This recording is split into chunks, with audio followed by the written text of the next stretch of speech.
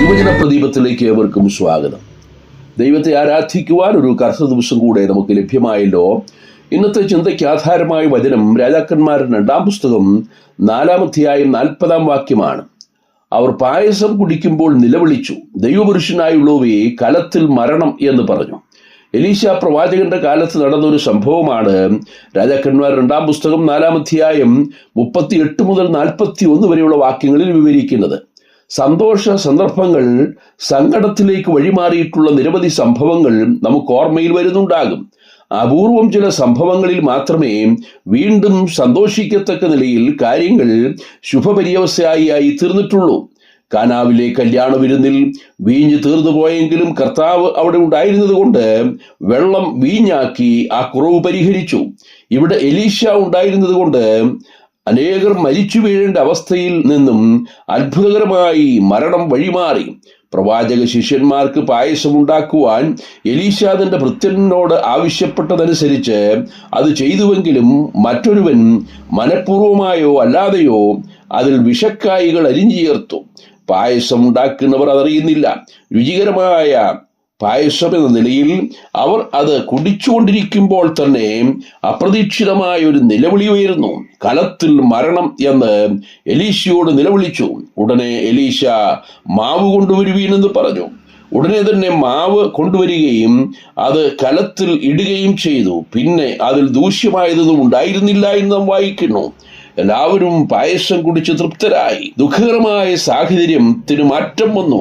അവർ സന്തോഷഭരിതരായി തീർന്നു. മരണം ജീവനിലേക്ക് വഴിമാറി. അത്ഭുതകരമായ മാറ്റമാണ് ഇവിടെ സംഭവിച്ചത്. ഒരുത്തൻ ചെയ്ത പ്രവൃത്തി എല്ലാവരെയും വിഷമത്തിലാക്കി എങ്കിൽ എലീശയുടെ പ്രവൃത്തി അനേകരെ മരണത്തിൽ നിന്നും രക്ഷിച്ചു. ഈ ഒരുത്തൻ ആരാണ് എന്ന് നമുക്കേവർക്കും അറിയാം. അത് മറ്റാരുമല്ല, മനുഷ്യവർഗത്തെ മുഴുവൻ മരണത്തിലേക്ക് തള്ളിവിട്ട ആ വ്യക്തി പിശാചാണ്.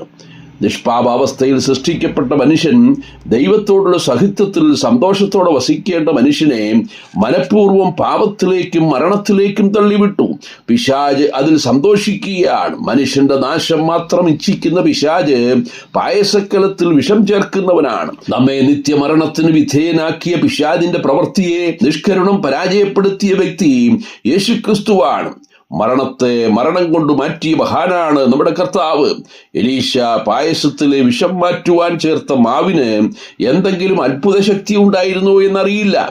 ഒരു പക്ഷേ പേച്ചുരയുടെ വിഷം ആ മാവ് വലിച്ചെടുത്തുവെന്ന് ന്യായമായി വിശ്വസിക്കാം. ഒരു കാര്യം വ്യക്തമാണ്, ദൈവം എലീശ പ്രവാചകനിലൂടെ ഒരു അത്ഭുതം പ്രവർത്തിച്ചു. പായസത്തിലെ വിഷം മുഴുവൻ വലിച്ചെടുത്ത് അതിൽ ദൂഷ്യമായതൊന്നും ഇല്ലാതെ വണ്ണം അത് മധുരതരമാക്കി നമ്മുടെ കർത്താവ് ചെയ്തതും ഇതുതന്നെയാണ്. മരണത്തിന്റെ മാരകമായ വിഷം മരണമില്ലാത്തവൻ തന്റെ ശരീരത്തിൽ ആവാഹിച്ചു. മരണത്തിന്റെ അധികാരിയായി പിശാചിനെ എന്നേക്കുമായി പരാജയപ്പെടുത്തിക്കൊണ്ട് ക്രൂശിൽ മരിച്ചു. 3-ാം നാൾ ഉയർത്തെഴുന്നേറ്റു. ഇന്ന് നമുക്ക് പാടുവാൻ കഴിയുന്ന ഒരു പാട്ടുണ്ട്. ഹേ മരണമേ, നിന്റെ ജയമെവിടെ? മരണത്തിന്റെ വിഷമുള്ള പാപത്തിന്റെ ശക്തിയോ ന്യായപ്രമാണം നമ്മുടെ കർത്താവായ യേശുക്രിസ്തു മുഖാന്തരം നമുക്ക് ജയം നൽകുന്ന ദൈവത്തിന് സ്തോത്രം. ഏകന്റെ ലംഘനത്താൽ അനേകർ പാപികളായി തീർന്നുവെങ്കിൽ ഏകന്റെ അനുസരണത്താൽ അനേകർ നീതിമാന്മാരായി തീർന്നിരിക്കുന്നു. നമ്മുടെ കർത്താവ് മരണത്തെ തോൽപ്പിച്ചതിനാൽ മരണത്തിന്റെ വിഷമുള്ള നമ്മിൽ നിന്നും വലിച്ചെടുത്തു. മരണവക്ത്രത്തിൽ നമ്മെ വിടുവിച്ചിരിക്കുന്നു.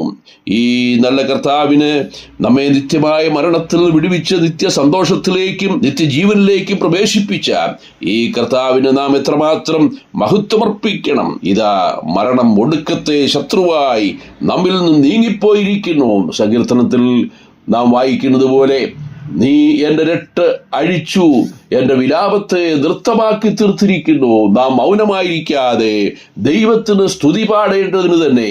അതേ പ്രിയപ്പെട്ടവരെ, നാം നിത്യമരണത്തിന് വിധേയപ്പെട്ടവരും നാം ആ നിത്യമായ നാശത്തിലേക്ക് പോകേണ്ടവരുമായിരുന്നു. എന്നാൽ നമ്മുടെ രട്ട് അഴിച്ച് നമ്മുടെ ദുഃഖവസ്ത്രം മാറ്റി നമ്മെ സന്തോഷം ഉടിപ്പിച്ചിരിക്കുന്നു. രക്ഷയുടെ ഉല്ലാസഘോഷം കൊണ്ട് നീ എന്നെ ചുറ്റിയിരിക്കുന്നു എന്ന് പറയത്തക്ക നിലയിൽ നമ്മുടെ കർത്താവായ യേശു ക്രിസ്തുവിൽ കൂടെ നമ്മെ നിത്യമരണത്തിൽ നിന്ന് വിടുവിച്ചത് അനുഗ്രഹിച്ചതിനായി നമ്മുടെ കർത്താവിനെല്ലാം മഹത്വം അർപ്പിക്കാം. കർത്താവിൻ്റെ നാമം ഇന്നും എന്നേക്കും മഹത്വപ്പെടുമാറാകട്ടെ. സ്വർഗീയ പിതാവേ, ഞങ്ങളും ആ പിശാചിന്റെ പ്രവൃത്തിയിൽ നിത്യമരണത്തിന് വിധിക്കപ്പെട്ടവരായിരുന്നു, നിത്യനാശത്തിലേക്ക് പോയവരായിരുന്നു. ഞങ്ങളുടെ ആത്മസന്തോഷം എന്നേക്കുമായി നഷ്ടപ്പെട്ടു പോയോ എന്ന് സന്ദേഹിച്ച സന്ദർഭങ്ങളുണ്ടായിരുന്നു. എന്നാൽ കർത്താവ് ഞങ്ങളുടെ രട്ടഴിച്ചത് കൊണ്ട് സ്തോത്രം, ഞങ്ങളുടെ വിലാപത്തെ നൃത്തമാക്കിയത് കൊണ്ട് സ്തോത്രം, രക്ഷയുടെ സന്തോഷം നിങ്ങളുടെ ഉള്ളിൽ നൽകിയത് കൊണ്ട് സ്തോത്രം, ഞങ്ങളുടെ മരണം മാറി ഞങ്ങളെ നിത്യജീവനിലേക്ക് നയിച്ചത് കൊണ്ട് സ്തോത്രം. സർവമഹത്വം അങ്ങേ തൃപാദത്തിൽ അർപ്പിക്കുന്നു, ക്രിസ്തുയേശുവിന്റെ ധന്യമായ നാമത്തിൽ തന്നെ. ആമേൻ.